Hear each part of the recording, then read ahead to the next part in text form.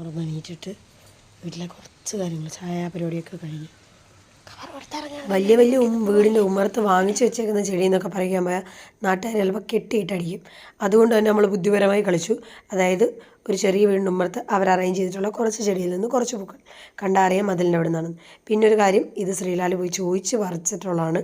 അല്ലാണ്ട് നമ്മൾ ഈ പറയുന്ന പോലെ വല്ലവൻ്റെ വീട്ടിൽ അവർ നടുന്ന ചെടിയൊക്കെ അവരോട് ചോദിക്കാതെ എന്തായാലും പറിക്കില്ല. പിന്നെ നമ്മുടെ മന്ദാരത്തെ വീണ്ടും ഒരു പൂവുണ്ടായി. സന്തോഷത്തോടെ അതും പറിച്ച് നടുക്ക് വെച്ച് സെൻറ്റർ ഓഫ് അട്രാക്ഷൻ മന്ദാര ആയിക്കോട്ടെ വിചാരിച്ചു. പിന്നെ ഒരു കാര്യം, നമ്മുടെ മക്കൾക്കായാലും വെളിയിലുള്ള ഒരു കുഞ്ഞുങ്ങൾക്കായാലും ശരിയാണ്, നമ്മൾ തെറ്റായിട്ടൊരു ഇൻഫർമേഷൻ കൊടുക്കാൻ ആഗ്രഹിക്കുന്നില്ല.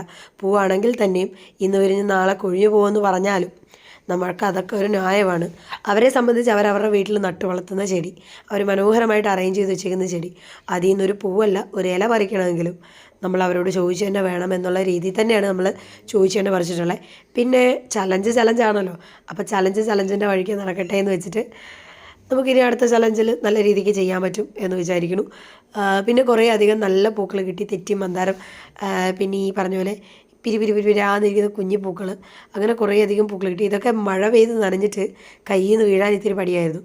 പിന്നെ ഈ പറഞ്ഞ പോലെ മഴ പെയ്ത് കഴിഞ്ഞ ദിവസത്തെ കളം മൊത്തം ഒഴുകി പോയിട്ടുണ്ടായി. അപ്പോൾ അത് കാരണം കൊണ്ട് തന്നെ ഇനി ഈ കളം ഇടുന്നിടം നനയാതിരിക്കാനുള്ള സെറ്റപ്പ് നമുക്ക് ചെയ്തേ പറ്റുള്ളൂ.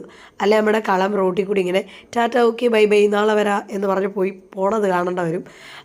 അപ്പോൾ എന്തായാലും നമുക്ക് ഈ കളത്തിന് അകത്ത് ഏറ്റവും കൂടുതലുള്ള ഈ കളർ വയലറ്റോ ലാവൻഡറോ ഈ കളർ പൂവാണുള്ളത്. അപ്പോൾ ഇതിൻ്റെ പേരെന്താണെന്ന് അറിയാവുന്നവർ ജസ്റ്റ് ഒന്ന് കമൻറ്റ് ചെയ്ത് തരാം.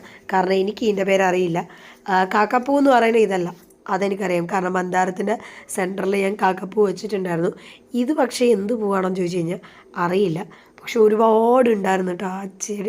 ആ വീട്ടിലെ മതിലുമേ നിറയെ ഉണ്ടായിരുന്നു. മതിലിൽ അതൊരു ഭംഗിയിൽ അറേഞ്ച് ചെയ്ത് വെച്ചേക്കാണ്. ഇനി ഒരിക്കൽ പോകുമ്പോൾ എന്തായാലും അവിടുത്തെ ആ ഒരു ചെടി അറേഞ്ച് ചെയ്ത് വെച്ചേക്കുന്നതിൻ്റെ ഭംഗി കൂടെ ഞാൻ എല്ലാവർക്കും കാണിച്ചു തരുന്നതാണ്. അപ്പോൾ ഇതാണ് നമ്മുടെ കളത്തിൻ്റെ outlook. Thanks for watching. By.